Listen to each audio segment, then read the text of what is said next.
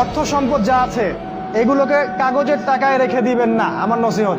হয়তো বুঝতে পারছেন না, মাথার উপর দিয়ে যাচ্ছে কথা, কিন্তু পরে বুঝবেন। টাকা পয়সা যা আছে এগুলোকে ব্যাংকে কাগজের টাকার মধ্যে রেখে দিবেন না, কারণ কাগজের টাকা সামনে আর থাকবে না।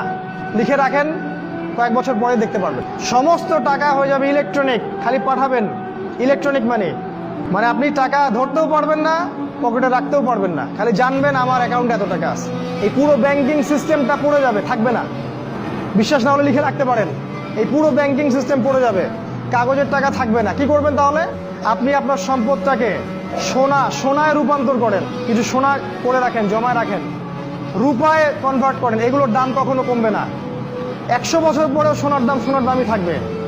তো 10 বছর পর আপনার 10 লাখ টাকার মান 10 লাখ টাকা থাকবে না, দাম পড়ে যাবে, আপনি সম্পত্তি হারাবেন। এইভাবে তারা সারা বিশ্বকে লুট করছে, এই কাগজের টাকা দিয়ে তারা সারা বিশ্বকে লুট করছে।